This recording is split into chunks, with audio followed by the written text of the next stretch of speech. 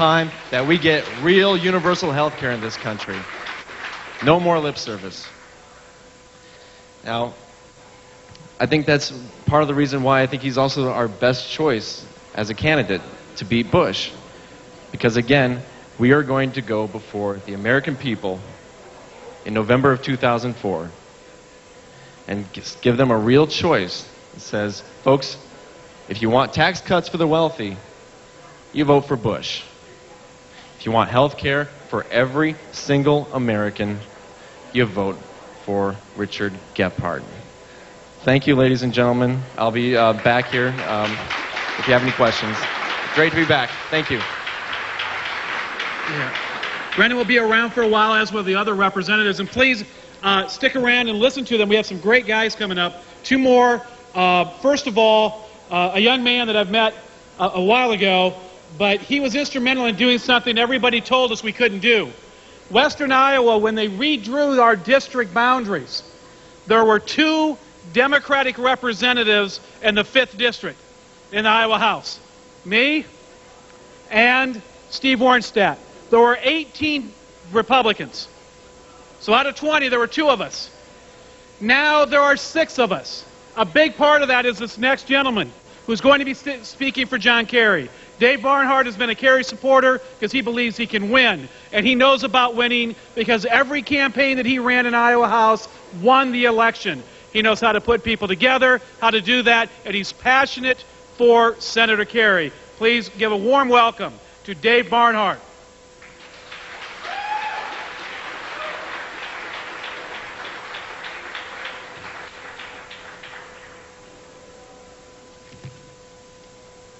Hello, how's everybody doing today? It's a great crowd out here, I tell you. It's an amazing day outside, and it's great to see so many Democrats all gathered here together in one place. I just wanted to thank you for coming out here tonight, and I just wanted to tell you real briefly, in about 5 minutes, why I think John Kerry is going to be the best guy to face George Bush this November. I'm going to start with a little bit about his background. Senator Kerry graduated from Yale University. He could have gone anywhere in the world. He volunteered to go to Vietnam. Came back a decorated veteran, served on a swift boat as a captain, came back with 3 Purple Hearts, a Silver Star, a Bronze Star. Went on to become a top-notch prosecutor, cleared a backlog of almost 10,000 cases, started one of the first rape crisis counseling units in the nation. After that, he was elected lieutenant governor and went on to serve in the United States Senate for the last 19 years. There's a lot of great candidates out here running for president. And I think a lot of the candidates have done a really good job of tapping into the anger of people about the 2002 election. People are very angry about what happened, how we didn't have a message, how we didn't present an opposing point of view. And while I appreciate that and I understand that frustration and anger, there's only one candidate in the field that has done more than tap into my anger. He's tapped into my imagination. And that's Senator John Kerry. And I'd just like to tell you real briefly why I think Senator Kerry has done that. Number one, Senator Kerry has brought a lot of bold ideas to this race. The first one that comes to mind is his plan for energy independence. He has presented a plan because he knows that American soldiers should never, ever be held hostage to foreign oil. And that's a real problem that we have right now. He knows that right now, 3% of the world's oil supply is produced in the United States. 3%. Compare that to we consume 60% of the world's oil supply.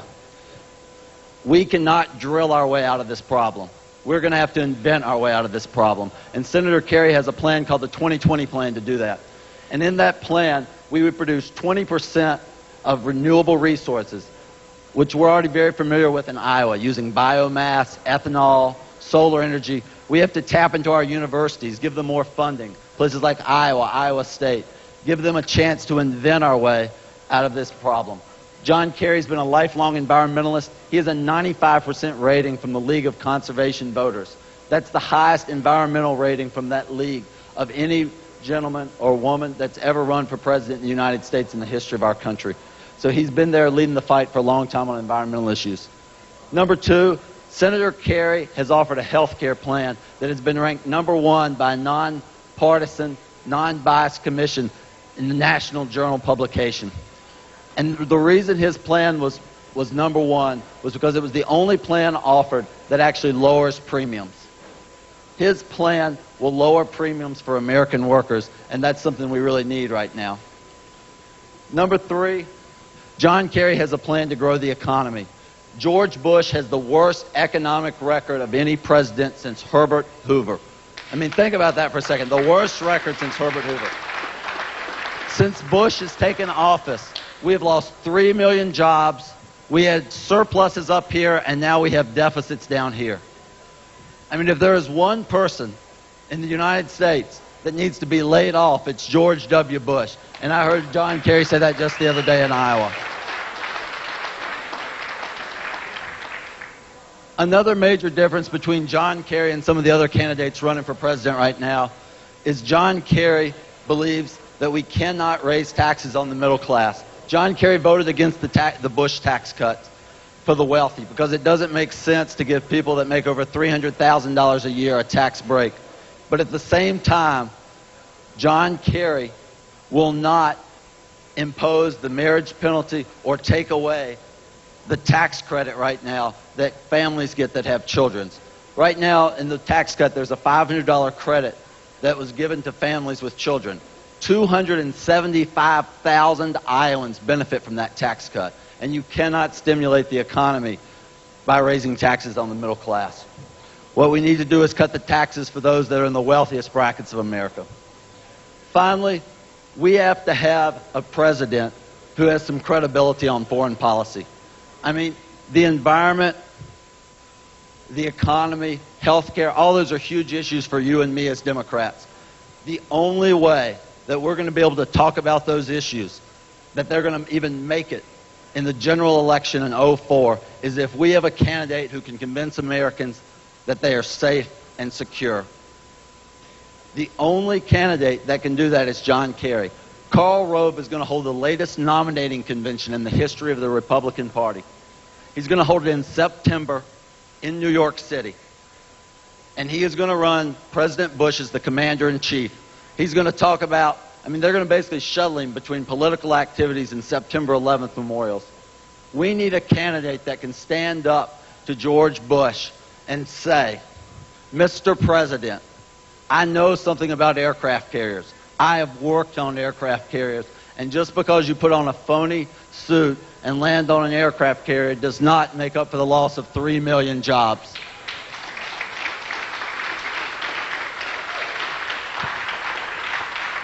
John Kerry has the courage and leadership to take our country where it needs to be, and I believe he is the best candidate. He has the best chance to win, and I hope you'll join us as we build a grassroots campaign in Iowa. Thank you.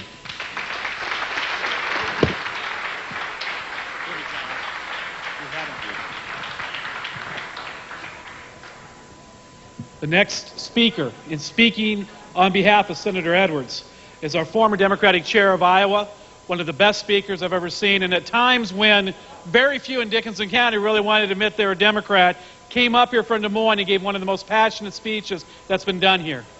Rob Tully, for Senator Edwards, will tell you why he believes Senator Edwards will be the one to lead this country, and another one of the great candidates we have running on the Democratic ticket. Rob. Thanks, Greg. Thank you, Greg. Somebody told me, and you guys got to confirm this for me, that Greg might have a tough race this year. Well, I'm going to tell you, Greg, you got a good group of people here because this has got to be one of the largest turnouts I've ever seen in Dickinson County. Give yourselves a hand.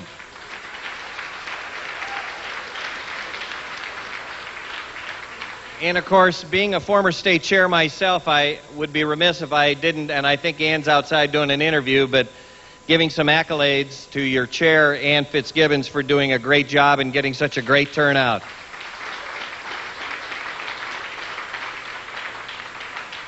And also for having the temerity and good sense to marry my good friend Joe Fitzgibbons and putting up with him after all these years.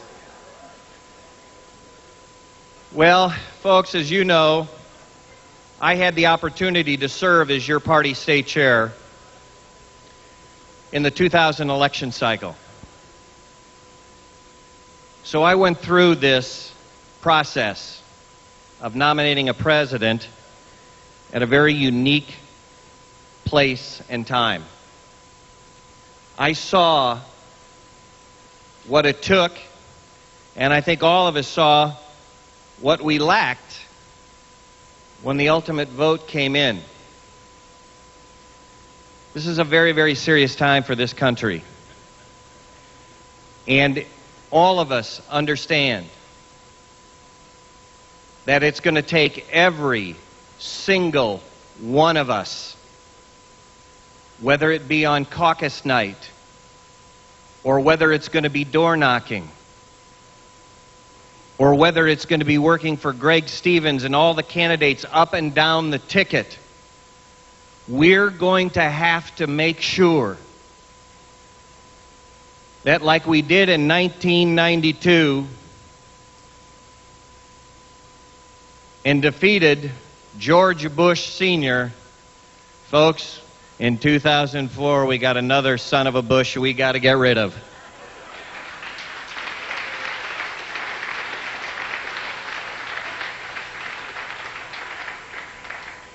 You know, all of us can probably remember election night in 2000. If any of you had the satellite feed from Des Moines, where I was at our state headquarters,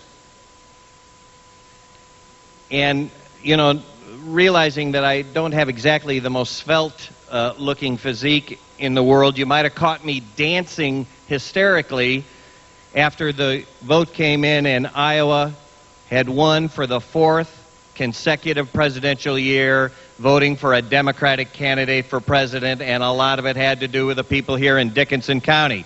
Give yourselves another hand. And just to give you a sight on a sidelight, remember what the vote was in 2000.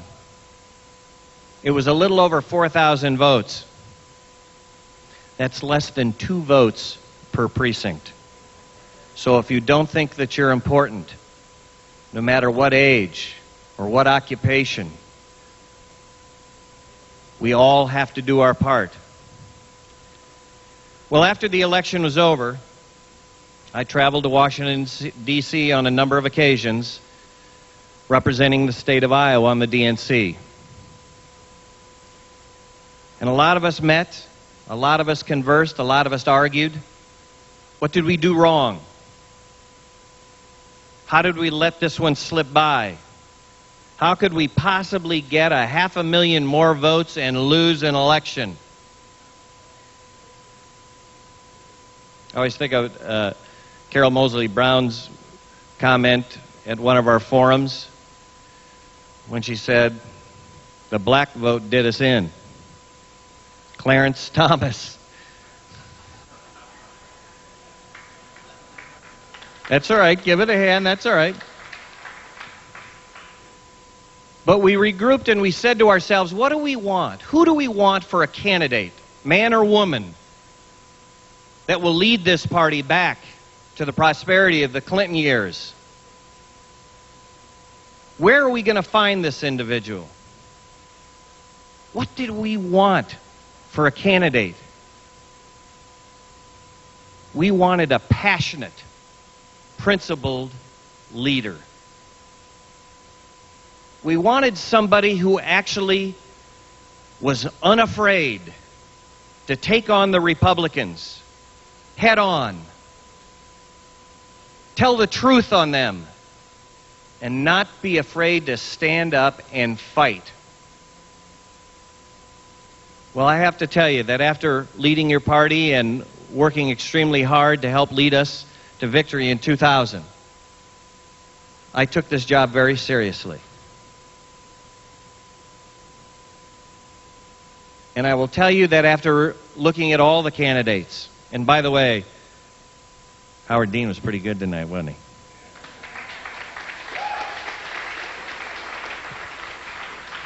And I will tell you that if Dick Gebhardt was here, or John Kerry, or any of the other candidates that we have, who I have to tell you, I'm very proud of, and you should be proud of, that as we approach this election to oust George Bush out of the White House, We have a lot of talent that we're putting up against him, and when we get done at the end of this nominating process, folks, we are going to send George